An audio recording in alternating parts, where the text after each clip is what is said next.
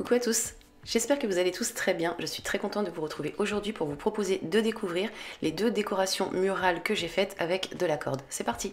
Donc dans un premier temps, j'ai pris des feuilles de papier qui vont me servir de support. J'ai pris ensuite ma corde, c'est une corde que j'ai ramenée de France et qui vient de chez Action. Et cette corde, je l'ai enroulée, je l'ai couverte avec du raffia. Donc je colle l'extrémité de mon morceau de raffia sur mon morceau de corde et ensuite il ne me reste plus qu'à l'enrouler tout autour de la corde. Je ne couvre pas toute ma corde d'un coup, je fais ça au fur et à mesure. Donc une fois que j'ai bien avancé, je viens enrouler ma corde sur elle-même. Donc je la fixe avec de la colle chaude pour que ça ne bouge pas.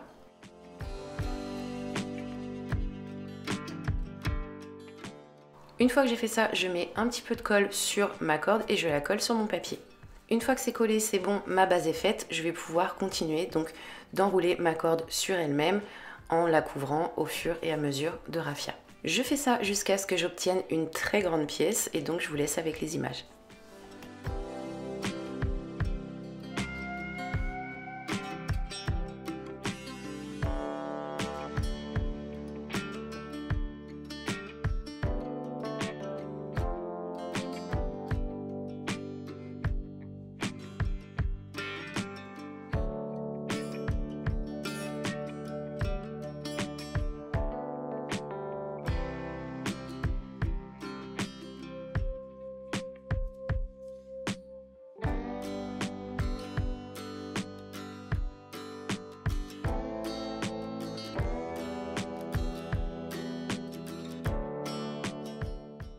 Donc là, j'ai bien avancé. Comme je veux une très grande pièce, eh bien, il me faut plus de support. Du coup, je rajoute des feuilles que je colle au fur et à mesure de l'avancement. D'ailleurs, moi j'ai utilisé des feuilles, mais de votre côté, si vous n'avez pas de feuilles et que vous avez, je ne sais pas, une vieille nappe ou un vieux drap, en tout cas un grand morceau de tissu, vous pouvez remplacer le papier par du tissu. Souvent, certaines personnes dans les commentaires me demandent combien de temps je mets pour réaliser mes pièces. Et bien, pour celle-ci, il m'a fallu en moyenne une dizaine d'heures, donc ça a été assez long, et pour la seconde, à peu près pareil.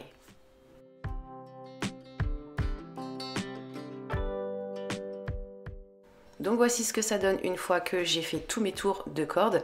Avant le dernier tour de corde sur ma corde, je viens poser des franges. Donc pour cela, je prends du raffia, je le plie en deux et je l'enfile sur ma corde. Donc au départ, je comptais faire des petits paquets de franges, laisser un espace et repartir avec un paquet de franges, un petit peu comme vous pouvez le voir à l'image. Mais finalement, j'ai changé d'avis. Du coup, j'ai décollé ce que j'avais fait et j'ai posé des franges sur toute la longueur de ma corde. Une fois toutes mes franges terminées, eh bien j'ai fini. Il ne me reste plus qu'à couper mon excédent de papier, de poser une attache et de crocher au mur. Donc si on ne veut pas mettre d'attache, on peut aussi tout simplement pointer. Je vous montre un petit peu à quel point il est grand. Je l'ai posé au-dessus de ma table de cuisine et ça habille correctement mon mur. Cette pièce a été très longue à faire, mais j'en suis vraiment très contente.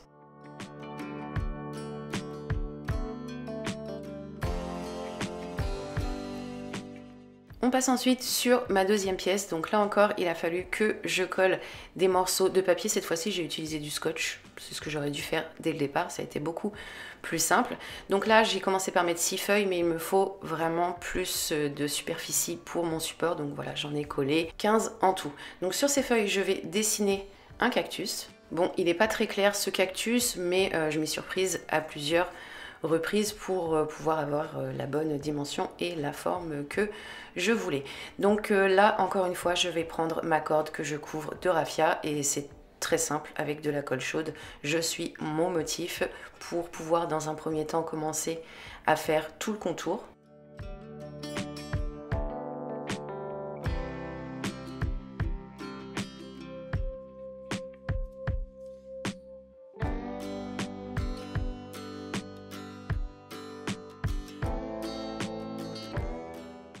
Maintenant que mon contour est fait, eh bien, il ne me reste plus qu'à enchaîner avec une seconde corde et remplir le tout jusqu'à ce qu'il n'y ait plus d'espace libre. Là encore une fois, je vous laisse avec les images.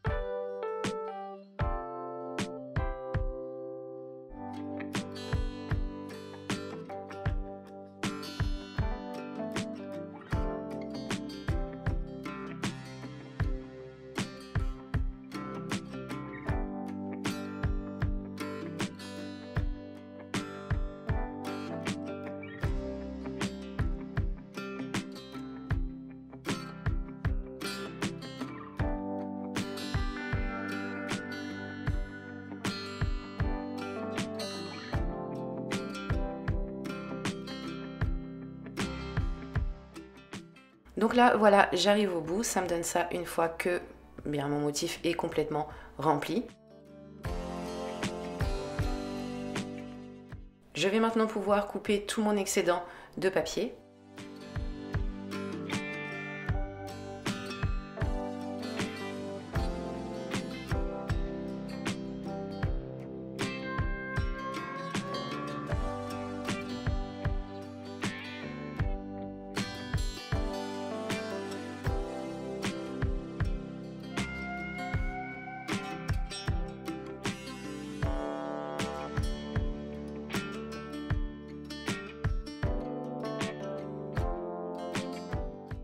Une fois que j'ai enlevé mon papier, j'en ai un petit peu qui dépasse encore, donc je vais rattraper tout ça, le supprimer avec mon cutter.